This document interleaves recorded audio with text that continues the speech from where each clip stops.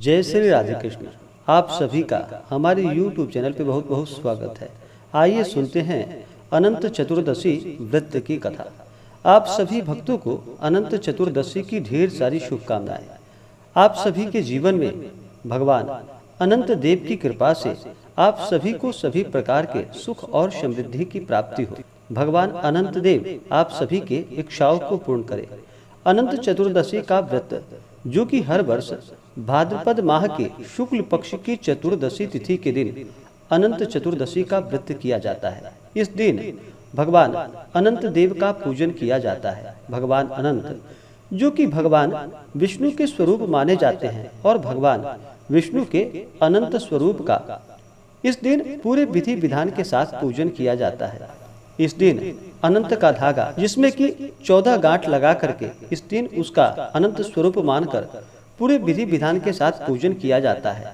दूध में स्नान करवाया जाता है और फिर उस धागे को पुरुष अपने दाहिने हाथों में और स्त्रियां अपने बाएं हाथों में उस अनंत के धागे को धारण करती हैं, जिससे कि व्यक्ति के सभी प्रकार के पाप और ताप नष्ट होते हैं। भगवान अनंत देव की कृपा से सभी प्रकार के सुख और समृद्धि की प्राप्ति होती है। अनंत चतुर्दशी तिथि के दिन इस दिन अनंत देव के साथ साथ भगवान विष्णु माता लक्ष्मी का पूजन किया जाता है।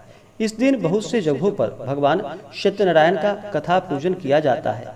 इससे भगवान विष्णु का कृपा प्राप्त होता है और जहाँ पर भगवान विष्णु प्रसन्न होते हैं वहाँ पे माता लक्ष्मी अपने आप ही प्रसन्न हो जाती है और भगवान विष्णु माता लक्ष्मी का कृपा प्राप्त होता है। तो आइए सुनते हैं अनंत चतुर्दशी की कथा। अगर आप अनंत चतुर्दशी के उपलक्ष्य में कथा के लिए अन्नदान, वस्त्रदान आदि के लिए ब्राह्मण दक्षिणा देना चाहते हो तो आप अपने श्रद्धा और सामर्थ्य के अनुसार हमें डिस्क्रिप्शन में जाकर के वहां से गूगल पे, फोन पे या अकाउंट नंबर के माध्यम से आप अपने श्रद्धा और सामर्थ्य के अनुसार हमें ब्राह्मण दक्षिणा प्रदान कर सकते हैं। तो आइए सुनते हैं अनंत चतुर्दशी व्रत की कथा। तो बोलिए प्रेम से अनंत भगवान की जय, भगवान विष्णु की जय, माता लक्ष्मी जय जय। एक समय की बात है कि सूत जी ने शौनक आदि ऋषियों से कहा कि पूर्व समय में माँ गंगा के तट पर धर्मराज युधिष्ठिर महाराज ने जरासंध के वध के लिए राजसूय यज्ञ आरंभ किया। युधिष्ठिर ने भगवान श्री कृष्ण चंद्र के सहित भीमसेन, अर्जुन आदि भाइयों के साथ अनेक रत्नों से सुशोभित मोती जड़ी हुई स्वर्ग के तुल्य बड़ी विशाल यज्ञशाला बनवाई और उसके लिए सब राजाओं को अनेक प्रकार से जीत कर ले आए। एक समय गांधारी और राजा धृतराष्ट्र का पुत्र जो दुर्योधन नाम से विख्यात था, वह उस यज्ञशाला में आकर प्रांगण में जल की प्रतिमा देखकर वस्त्र को ऊंचा करके उस जगह धीरे धीरे चलने लगा। यह देखकर द्रौपदी आदि स्त्रियां हंसने लगी और दुर्योधन आगे जाकर जल को भूमि समझकर जानकर उसमें गिर पड़ा। यह देखकर सब राजा लोग तथा तपरूप धन वाले ऋषिगण और द्रौपदी आदि सुंदर नेत्र वाली स्त्रियां भी हंसने लगी। यह देखकर दुर्योधन अत्यंत क्रोधित होकर अपने मामा शकुनी के साथ अपने राज्य में जाने के लिए उद्यत हुआ। उस समय शकुनी ने अत्यंत मधुर वचन कहा कि हे राजा, आगे बहुत कार्य करना है, इसलिए आप महाक्रोध का त्याग करें। हे राजेंद्र, यज्ञशाला से अपने घर चलने के लिए उठिए। तब ऐसा ही सही।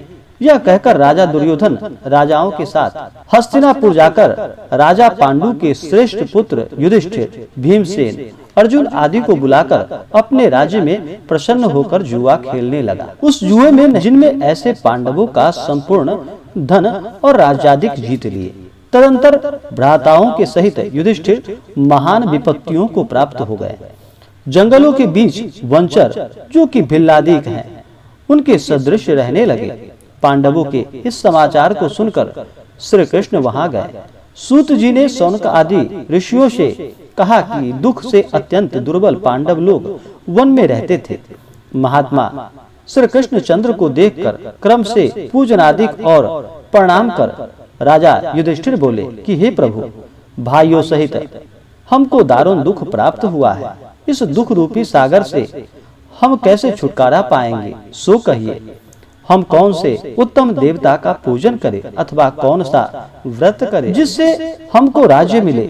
हमारा हित तो आपकी ही कृपा से होगा। ऐसा सुनकर श्री कृष्ण भगवान बोले कि हे युधिष्ठिर, पुरुषों और स्त्रियों के समस्त पापों को नष्ट करने वाला अत्यंत उत्तम एक अनंत नामक व्रत है, जो कि भाद्रपद मास के शुक्ल पक्ष की चतुर्दशी तिथि को होता है। उस व्रत के अनुष्ठान मात्र से संपूर्ण पापों का नाश हो जाता है। ऐसा सुनकर राजा युधिष्ठिर ने कहा कि हे वासुदेव, आपने जो अनंत व्रत कहा है सो क्या शेषनाग का अथवा अनंत नाम के नक्षत्र का व्रत है या अनंत पर ब्रह्म का यह व्रत है? हे केशव, यह अनंत किस देवता का नाम है? सो सत्य सत्य कहिए। ऐसा सुनकर श्री कृष्ण भगवान बोले कि हे धर्मराज, अनंत हमारा ही नाम है, इसे हमारा ही स्वरूप जानो। सूर्य आदि जितने देवता हैं और कालादिक जो कहे जाते हैं सब हमको ही जानो, और कला, काष्ठा, मुहूर्त आदि दिन रात्रि तथा यह सब जितने शरीरवान प्राणी हैं तथा पक्ष, मास, ऋतु, वर्ष, युग और कालादि की व्यवस्था सब मुझी को जानो। यह जो मैंने कालादि कहा है वह इस अनंत नाम से प्रसिद्ध है। वही मैं भूमि का भार अल्प करने के लिए इस समय कृष्ण नाम से अवतरित हूँ। दानवों का नाश तथा साधु पुरुषों की रक्षा के निमित्त मुझे वसुदेव के कुल में भी उत्पन्न जानो। आदि अंत मध्य जिसका नहीं है, ऐसा कृष्ण, विष्णु, शिव, वैकुंठ, सूर्य, चंद्र, सर्वत्र व्याप्त ईश्वर मुझको ही जानो। हे युधिष्ठिर, नहीं है उत्तम जिसमें ऐसा विश्व रूप जो योगी लोग से ध्यान किया गया, वह संपूर्ण रूप वाले अनंत हम ही हैं, जिससे 14 इंद्र, 8 वसु, 12 सूर्य, 11 रुद्र, 7 ऋषि, 7 समुद्र तथा वृक्षादि सहित संपूर्ण पर्वत हम ही को जानो, और 27 नक्षत्र, 10 दिशाएं, पृथ्वी, 7 पाताल तथा भूर्वादिक 7 स्वर्ग, यह सब हम ही हैं। इस विषय में कुछ भी संदेह ना करो। ऐसा वचन सुनकर राजा युधिष्ठिर बोले कि हे सर्वव्यापी भगवान, अनंत व्रत का क्या महत्व तथा विधि है, यह मुझसे कहिए। अनंत व्रत का अनुष्ठान करने वाले प्राणी को क्या पुण्य और क्या फल मिलता है, यह सब कहिए। पूर्व काल में यह अनंत व्रत किसने किया और मृत्युलोक में किसने प्रकाशित किया, यह सब विस्तार पूर्वक हमसे कहिए। युधिष्ठिर के ऐसे वचन को सुनकर भगवान श्री कृष्ण बोले कि सतयुग में सुमंत नाम का एक ब्राह्मण था। उसने वशिष्ठ गोत्र में उत्पन्न सुंदर दीक्षा नाम की भृगु ऋषि की कन्या के साथ वेदोक्त विधि से विवाह किया। हे राजन, दीक्षा नाम की स्त्री से समय पाकर अनेक सुंदर लक्षणों से युक्त एक कन्या उत्पन्न हुई। वह शीला नाम की अत्यंत सुशील कन्या पिता के घर बढ़ने लगी। उसकी पतिव्रता माता काल ज्वर के दाह से दुखी हो और नदी के जल में प्राण त्याग कर स्वर्ग को चली गई। तदंतर उस सुमंतु नामक ब्राह्मण ने धर्म नाम की ही एक दुःशीला नाम की कन्या से विधि विधान पूर्वक विवाह किया। वह स्त्री नाम से ही सदृश दुष्ट स्वभाव, कर्कश वचन बोलने वाली और बड़ी प्रचंड थी। वह शीला नाम की कन्या गृह कार्य करने में बड़ी चतुर थी। वह आंगन, बाहर, दरवाजे के ऊपर और देहली के ऊपर स्वास्तिक, शंख, कमल के नीले, सफेद और काले अनेक प्रकार के चिन्हों को लिखकर देखा करती थी। इसके अनंत इसी तरह बहुत दिन बीतने पर कौमार्यावस्था में प्राप्त वह शीला पिता के घर में बड़ी मंगल देने वाली हुई। उसको देखकर पिता सोचने लगा कि हम यह कन्या पृथ्वी में किस गुणवान वर को दे। ऐसा विचार कर वे दुखी हुए। उसी समय उत्तम वेदांग जानने वाले कौंडिन्य नाम के मुनि कन्या के लिए आए। वे बोले कि तुम्हारी गुण युक्त कन्या से मैं विवाह करना चाहता हूँ। ऐसा सुनकर पिता ने शुभ दिन में ब्राह्मणों में इंद्र तुल्य कौंडिन्य मुनि को अपनी कन्या दे दी। श्री कृष्ण जी ने कहा कि हे धर्मराज, सुमंत ने वेद विधि से उसका विवाह कर दिया। उस समय वहां पर स्त्रियां गीत गाने लगी और ब्राह्मण लोग स्वस्ति वाचन करने लगे, बंदी जय घोष करने लगे। इस प्रकार विवाह कर सुमंतु ब्राह्मण अपनी कर्कशा स्त्री से बोला कि दामाद के संतोष के लिए कुछ द्रव्यादिक दहेज में देना चाहिए। ऐसा सुनकर वह कर्कशा क्रोध से घर की शोभा बिगाड़ कर संपूर्ण द्रव्यादिक पेटी में अच्छी तरह बंद कर दामाद से बोली कि आप अपने घर जाइए, हमारे घर में कुछ भी द्रव्य नहीं है। यदि विश्वास न हो तो देख लीजिए।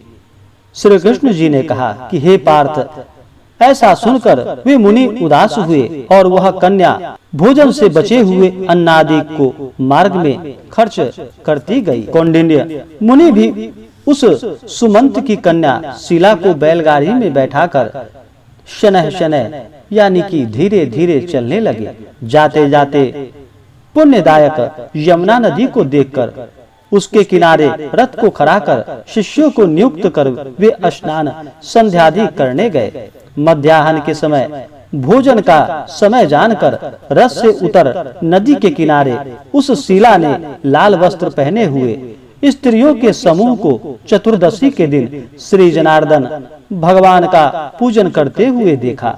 उनके पास जाकर उन स्त्रियों से वह धीरे से पूछने लगी कि तुम लोग यह क्या कर रही हो, इस व्रत का क्या नाम है। ऐसा सुनकर शीला से वे स्त्रियां बोली, यह अनंत भगवान का व्रत है, हम अनंत भगवान को ही पूजते हैं। ऐसा सुनकर शीला बोली कि मैं भी यह उत्तम व्रत करूंगी।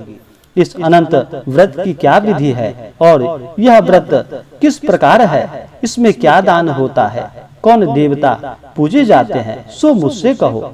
ऐसा सुनकर वे स्त्रियां बोली कि हे शीले, उत्तम अनंत को प्रस्थ मात्र 1 से लेकर मालपुआ आदि पकवान बनाकर आधा ब्राह्मण को देवे और आधा स्वयं भोजन करे। फिर कृपणता न करते हुए शक्ति के अनुसार दक्षिणा देवे और व्रत नदी के तीर पर करे और भगवान हरि की कथा सुने। कुशा के शेषनाग को बनाकर बांस के पात्र में रखकर फिर स्नान कराकर मंडप के भीतर भगवान का सविधि पूजन करे। चंदन, पुष्प, धूप, दीप और अनेक प्रकार के नैवेद्य आदि मिष्ठान सहित रखे। उनके आगे मजबूत सूत का डोरा केसर रंग का 14 गांठ देकर बाएं हाथ में बांधे। प्रथम यह स्मरण करे कि हे वासुदेव, नहीं अनंत जिसका ऐसा संसार रूपी महासागर में डूबी हुई मुझका अच्छी तरह उद्धार करो और अपने अनंत रूप में लीन करो। हे सूत्र रूपी अनंत भगवान, आपको बारंबार नमस्कार है। ऐसा स्मरण कर सूत्र रूपी अनंत भगवान को बाएं हाथ में बांधकर स्वस्थ चित्त हो भोजन करे। संसार रूपी अनंत नारायण भगवान का ध्यान तथा भोजन कर अपने घर जाए। हे भद्रे, यह व्रत तुमसे कहा। भगवान श्री कृष्ण युधिष्ठिर से बोले कि हे राजेंद्र, प्रसन्न चित्त से ऐसा व्रत विधान सुनकर वह शीला भी सुंदर डोरे को हाथ में बांधकर व्रत करने लगी। जैसा 14 गांठ देकर बाएं हाथ में बांधने को कहा है, वैसा बांधकर अपने भोजन का आधा ब्राह्मण को दे दे। अवशिष्ट स्वयं खाकर फिर प्रसन्न हो पति के साथ बैलगाड़ी द्वारा अपने घर को गई। तब से उसका शुभ शकुनों पर विश्वास हो गया। यह अनंत व्रत करने से गोधन और धन धान्य आदि से भरपूर घर हो गया। वह सोने में ग्रथित माणिक्य और मोतियों के हारों से भूषित और अतिथि पूजन में सर्वदा व्याकुल रहती थी। सुख से रहकर वह मणि युक्त करधनी तथा मोतियों की मालाओं से अलंकृत घर में पति के साथ उत्तम वस्त्र पहनकर सावित्री के समान शोभित होने लगी। किसी समय पति ने बैठी हुई शीला के हाथ में बंधा सुंदर डोरा देखा और शीला से बोला कि हे शीले, डोरा क्या तूने मुझे वश में करने के लिए बांधा है, इसका कारण कहो। ऐसा सुनकर वह शीला बोली कि जिसके प्रसाद से संपूर्ण धन धान्य संपदा मनुष्य को मिलती है, वही यह अनंत हमने धारण किया है।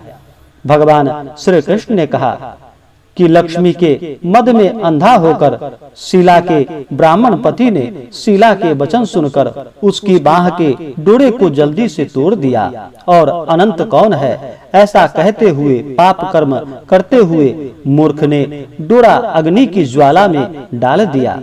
उधर शीला व्याकुल होकर हाहाकार करती हुई दौड़ी, उसने डोरे को लेकर दूध में डाल दिया। इस पाप कर्म से उसकी वह लक्ष्मी नष्ट होने लगी। गौ आदि चोर ले गए, घर में आग लग गई, सब धन नष्ट हो गए। जो जिस तरह धन आया था उसी तरह फिर चला गया। इसी तरह कुटुंब में भी कलह होने लगी। उसके साथ संसार में कोई बातचीत नहीं करता था। वह शरीर से अति संतप्त हो गया और मन से भी दुखी रहता था। बड़े भारी दुख को पाकर कौंडिल्य मुनि ने अपनी पत्नी शीला से कहा कि हे शीले, एकाएक उत्पन्न इस शोक का क्या कारण है? मैं दुखी हो गया हूँ और मेरा संपूर्ण धन नष्ट हो गया है। स्वजनों से कलह होते हैं और मुझसे कोई बात नहीं करता है। शरीर में नित्य ज्वर आदि ताप रहते हैं। चित्त में बड़ा ही खेद होता है। इसका क्या कारण है? तुम जानती हो तो मुझसे कहो, क्या उपाय है जिससे मेरा भाग्य अच्छा हो? ऐसा सुनकर सुंदर स्वभाव वाली शीला पति से बोली कि अनंत फेंकने के पाप कर्म से यह सब हुआ है। हे महाभाग, उसके लिए उपाय करे, तब फिर सब ठीक हो जाएगा। ऐसा उसके कहने से वह ब्राह्मण मन से हरि भगवान की शरण में गया। इसके अनंत वह कौंडिन्य मुनि खेद को प्राप्त हो वन को गए। वहां से उत्तम ब्राह्मण वायु का भक्षण कर तप करने की इच्छा से उस परमेश्वर का ध्यान करते हुए सोचने लगे कि जिसके प्रसाद से मुझे धनाधिक मिला और उसके अपमान करने से मैं निर्धन होकर कष्ट को प्राप्त हो गया, मुझको अतिशय दुख देने वाला धनाधिक हुआ। ऐसे चिंतन करते हुए गहन वन में घूमने लगा। वहीं पर फला फूला एक आम का वृक्ष देखा। वह ऐसा था कि जिस पर एक भी पक्षी नहीं था और करोड़ों कीड़े थे। उसने आम के वृक्ष से पूछा कि कहीं अनंत भगवान को देखा है तो सो हे सौम्य मुझसे कहो, मेरे चित्त में अतिशय दुख है। यह सुनकर वह आम का वृक्ष बोला कि हे ब्राह्मण, मैंने अनंत भगवान को नहीं देखा। यह सुनकर वह दुखी होकर चल दिया और अनंत भगवान को कहाँ देखेंगे ऐसा विचार करता हुआ घूमने लगा। इतने में बछड़े सहित गौ को देखा जो वन के मध्य में इधर उधर दौड़ रही थी। भगवान श्री कृष्ण ने कहा कि हे पांडव, वह ब्राह्मण गौ से बोला कि तुमने अनंत भगवान को देखा हो तो बताओ। इसके बाद गौ बोली कि हे कौंडिन्य, मैं अनंत भगवान को नहीं जानती हूँ। इसके बाद आगे जाकर घास पर बैठे हुए वृषभ को देखकर उसने पूछा कि हे गौपति, तुमने अनंत भगवान को देखा है? बैल बोला कि मैंने अनंत भगवान को नहीं देखा। इसके बाद आगे जाकर बड़ी सुंदर दो पुष्करणियों को देखा। उन बाबलियों का जल इसमें से इसमें और इसमें से उसमें आता जाता हुआ अनेक प्रकार का कल्लोहल करता हुआ और कमल, कल्हार, कुमुदिनी आदि के पत्तों से युक्त होकर शोभायमान हो रहा था। भ्रमर, हंस, चकोर, बगुल आदि पक्षियों से सेवित उस पानी को देखकर ब्राह्मण ने उन दोनों पुष्करणियों से पूछा कि तुम लोगों ने अनंत भगवान को कहीं देखा है? यह सुनकर वह दोनों पुष्करणियां बोली कि हे द्विज, हमने अनंत भगवान को नहीं देखा। आगे जाकर उसी तरह एक हाथी और एक गर्दभ को देखा। उन दोनों से भी ब्राह्मण ने पूछा कि क्या आप लोगों ने कहीं अनंत भगवान को देखा है? ऐसा पूछकर ब्राह्मण निराश हो उस जगह पर बैठ गया। हे राजन, वह कौंडिन्य जीवन से निराश हो बड़ा विकल होता हुआ बहुत गर्म उधर श्वास लेकर भूमि पर गिर पड़ा।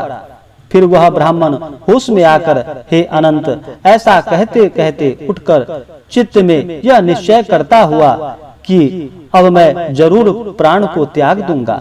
भगवान श्री कृष्ण ने कहा कि हे धर्मराज, उस ब्राह्मण ने प्राण देने के लिए वृक्ष में फांसी लगा ली। उसी समय दयार्द हृदय अनंत भगवान भी प्रत्यक्ष हो वृद्ध ब्राह्मण का रूप धारण कर बोले कि यहाँ आओ। यह कहकर उस कौंडिन्य का हाथ पकड़कर गुफा में ले गए।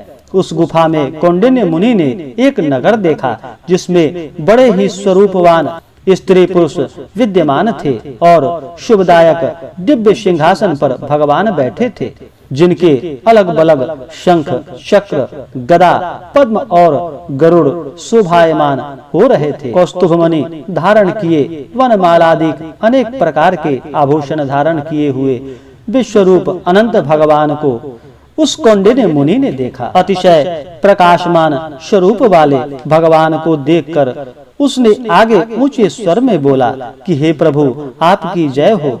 ऐसा कहकर तथा प्रणाम कर बोला कि हे नाथ, हे पुंडरीकाक्ष, हम पाप रूप पाप कर्म करने वाले, हमारे आत्मा पाप रूप है और हम पाप से ही उत्पन्न हैं, रक्षा करें। आप मेरे संपूर्ण पापों को हरने वाले हैं।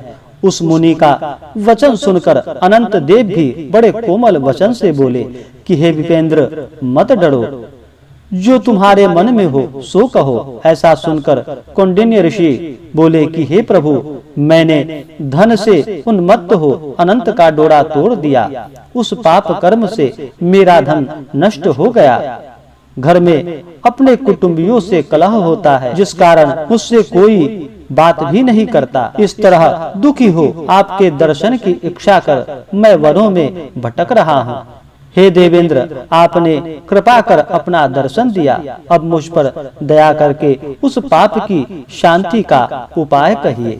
श्री कृष्ण भगवान बोले कि हे युधिष्ठिर, भक्त से प्रसन्न हो देवता क्या नहीं देते। ऐसा उत्तम ब्राह्मण का यह वचन सुनकर अनंत भगवान कहते हैं कि हे कौंडिन्य, तुम विलंब मत करो, अपने घर जाओ और भक्ति से 14 वर्ष तक अनंत का व्रत करो। इससे संपूर्ण पापों से छूटकर पुत्र पौत्र को उत्पन्न कर इच्छित भोगों को भोग कर उत्तम सिद्धि को प्राप्त करोगे।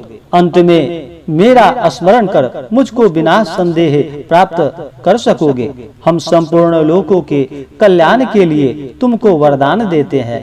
यह शीला का अनंत व्रतादिक श्रेष्ठ आख्यान और कल्याण करने वाला अनंत व्रत जो प्राणी सुनकर किया करेगा, वे शीघ्र पापों से छूटकर परम गति को प्राप्त होंगे।